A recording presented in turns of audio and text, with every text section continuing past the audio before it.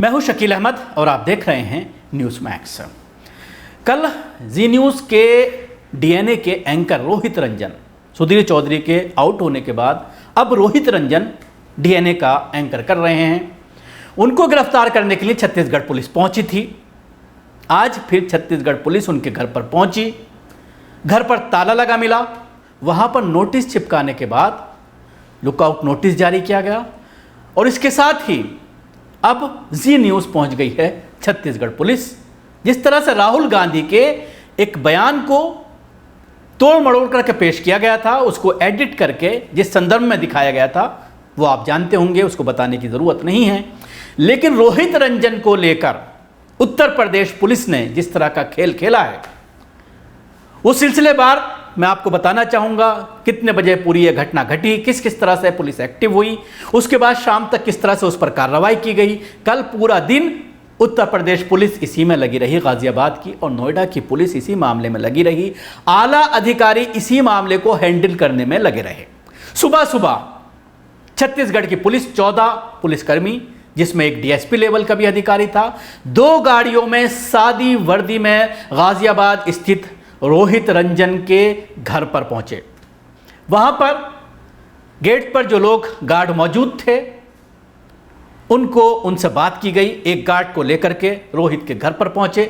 रोहित ने देखा कि पुलिस है तो उसके बाद उसने दरवाज़ा नहीं खोला और एक ट्वीट कर दिया रोहित रंजन ने, जिसमें योगी आदित्यनाथ और उत्तर प्रदेश पुलिस को टैग किया गया। यानी एक तरह से योगी आदित्यनाथ उत्तर प्रदेश के मुख्यमंत्री और उत्तर प्रदेश पुलिस के से मदद मांगी गई कि मुझे छत्तीसगढ़ पुलिस गिरफ्तार करने आई है, मेरी मदद की जाए। उसके बाद शुरू होता है खेल। आला अधिकारियों के जरिए नोएडा पुलिस को इंस्ट्रक्शन दिया जाता है। गाजियाबाद पुलिस के एसपी घटनास्थल पर पहुंचते हैं अपने पुलिसकर्मियों को लेकर के और उसके बाद कई तरह से साजिश का ताना बाना बुना जाता है। जब पुलिस पहुंचती है रोहित के घर पर तो वहां पर जाहिर सी बात है आरडब्ल्यूए के प्रेसिडेंट भी पहुंच जाते हैं और अब इस मामले में एक एफआईआर दर्ज कराई जा रही है गार्ड्स के जरिए सोसाइटी के।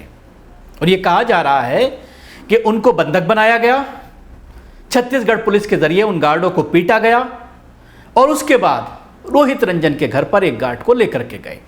अब जाहिर सी बात है किसी को बंधक बनाना, किसी को पीटना, यह पूरी तरह से गैर कानूनी है, इल्लीगल है और इस पर शायद गाजियाबाद पुलिस के जरिए एफआईआर भी दर्ज कर ली जाए। आज सुबह कंप्लेंट पूरी तरह से रिसीव की गई है उत्तर प्रदेश में के गाजियाबाद में। और दूसरी तरफ जैसे ही ये ट्वीट होता है 16 मिनट के अंदर नोएडा पुलिस एक एफआईआर दर्ज करती है और एफआईआर जो दर्ज की जाती है वो रोहित रंजन के खिलाफ नहीं की जाती, क्योंकि पहले से ही न्यूज़ चैनल्स ने अपने 2 प्रोड्यूसर के खिलाफ एक कंप्लेंट की थी, जिनका नाम नरेंद्र और दूसरे का नाम विकास झा है। ये दोनों जी न्यूज़ के डीएनए जो प्रोग्राम आता है उसके प्रोड्यूसर हैं। इन दोनों के खिलाफ कंप्लेंट दी थी कि इन दोनों प्रोड्यूसर्स ने ही सोशल मीडिया से ये वीडियो उठा करके इसको पूरी खबर बनाई।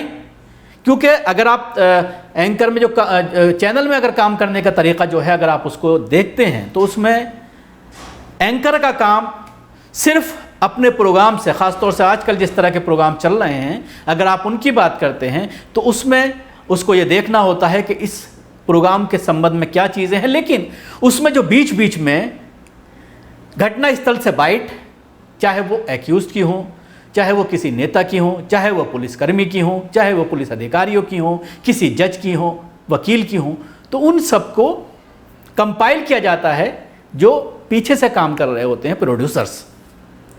और वो बाकायदा स्क्रिप्ट भी प्रोड्यूसर के ज़रिए लिखी जाती है। एंकर का काम कई दफ़ा अगर आप डिस्कशन के शोज़ को छोड़ दें, स्पेशल प्रोग्राम्स जो होते हैं, डीएनए जैसे जो प्रोग्राम्स होते हैं या जैसे रवीश करते हैं प्रोग्राम, तो इन सब का पीछे एक बड़ी टीम होती है जो पूरे दिन उस पर काम करती है। बाकायदा स्क्रिप्ट लिखी जाती है, ढूंढ ढूंढ कर बाइट्स निकाली जाती हैं, शॉर्ट्स निकाले जाते हैं और पूरी तरह से उस प्रोग्राम का रनडाउन तैयार करके एंकर को दिया जाता है।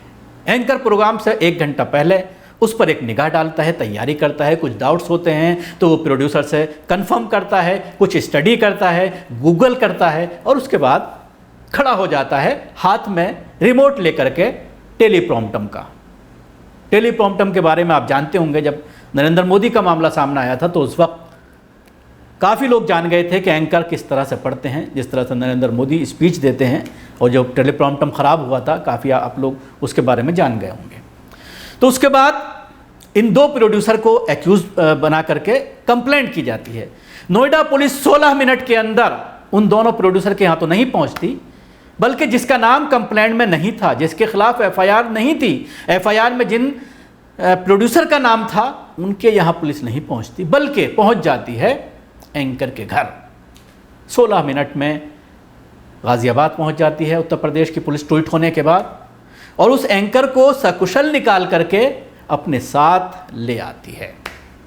अब छत्तीसगढ़ पुलिस पूरे दिन चक्कर लगाती है मुख्तलिफ थानों के, सूरजपुर कोर्ट के, कि हो सकता है सूरजपुर कोर्ट में उसको पेश किया जाए, लेकिन कमिश्नर का जो ऑफिस है एक्सप्रेस हाईवे पर, उसके भी चक्कर लगाती है छत्तीसगढ़ पुलिस, लेकिन कहीं कोई सुराग नहीं मिलता एंकर का। और उसके बारे में ये पता चलता है कि शाम तक उसकी ज़मानत हो जाती है। लेकिन उसके बावजूद पूछताछ की बात कही जाती है अधिकारियों के ज़रिए कि एंकर से पूछताछ चल रही है, रोहित से पूछताछ चल रही है, लेकिन उसके बावजूद ना तो विकास को गिरफ्तार किया जाता है और ना ही नरेंद्र को अभी तक गिरफ्तार किया गया है। दोनों के खिलाफ जो एफआईआर दी गई थी न्यूज़ समूह के ज़रिए, उन दोनों को गिरफ्तार नहीं किया जाता। तो आप अंदाज़ा लगा सकते हैं किस तरह से पूरी ये साजिश रची गई। और इस पूरे मामले में पूरे दिन जिस तरह से छत्तीसगढ़ पुलिस ढूंढती रही, आज फिर सुबह पहुंची उनके घर पर, लेकिन घर पर ताला मिला। छत्तीसगढ़ पुलिस के ज़रिए इन्फॉर्मेशन मीडिया को दी गई है कि अब उनके ऑफिस में जाकर के पूछताछ की जा रही है, उनको तलाश किया जा रहा है कि प्रोड्यूसर के साथ साथ जो एंकर हैं वो सब कहाँ हैं। तो ये था पूरा घटनाक्रम जिसको लेकर मैंने आपको बताया कि किस तरह से इस पूरे मामले को लेकर उत्तर प्रदेश पुलिस 16 मिनट में एक्शन में आती है, 16 मिनट में कार्रवाई करती है। वो उत्तर प्रदेश पुलिस जो इस पूरे मामले को लेकर सक्रिय नज़र आ रही है, लेकिन बहुत सारे मामले ऐसे हैं कि रेप की वारदात होने के बावजूद कई दिन जा कर के जब तक उस पर राजनीति नहीं होती, जब तक उसको ट्वीट नहीं किया जाता, उस पर एफआईआर दर्ज नहीं की जाती। इस मामले को लेकर बीजेपी के कुछ नेताओं ने कल ट्वीट किया और कहा कि ये पत्रकारिता पर हमला है।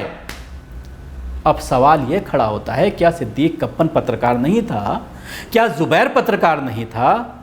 ये बड़ा सवाल खड़ा होता है। और ऐसे दर्जनों कश्मीर में पत्रकारों को जिस तरह से 2-2, 3-3 साल से रखा हुआ है, जमानतें नहीं हो रही, क्या वो पत्रकार नहीं हैं? क्या सिर्फ पत्रकार वही हैं जो आपके पक्ष में बयान देते हैं, जो सत्ता पक्ष के लिए हमेशा खड़े रहते हैं, एक तरफा खबरें चलाते हैं? जिस तरह से राहुल गांधी को लेकर के खबर चलाई गई, और साफ साफ जाहिर होता है पत्रकारिता का छात्र भी इससे अंदाज़ा लगा सकता था उसको सुनने के बाद कि ये पूरी तरह से फर्जी खबर चलाई जा रही है। लेकिन अनुभवी पत्रकार जो ये कहते हैं कि उनका 20 साल का 15 साल का तजुर्बा है, जाहिर सी बात है प्राइम टाइम शो एक बड़े चैनल में वही कर सकता है जिसको एक्सपीरियंस हो। वो खड़ा होता है और उस खबर को पढ़ता है और बाकायदा उस पर टिप्पणी करता है, लेकिन उसको ये अंदाज़ा नहीं होता कि ये खबर गलत है, ये सोशल मीडिया से उठाई हुई खबर है, ये एडिटेड खबर है। तो जाहिर सी बात है जिस तरह से कांग्रेस अब हमलावर है, लगातार एफआईआर दर्ज कराई जा रही हैं देश के मुख्तलिफ इलाकों में, और उनके खिलाफ भी एफआईआर दर्ज कराई जा रही हैं जिन्होंने इस खबर को ट्वीट किया, रीट्वीट किया, उनको भी घेरने की लगातार कोशिश की जा रही है। शुक्रिया आपको। हमारी कोशिश कैसे लगी ज़रूर बताएं। हमारे वेब चैनल को सब्सक्राइब करना ना भूलें, इसके साथ ही बेल आइकन ज़रूर दबाएं। अगर आप ये वीडियो फेसबुक पर देखना तो पेज को लाइक करें, उसके साथ ही फॉलो भी करें।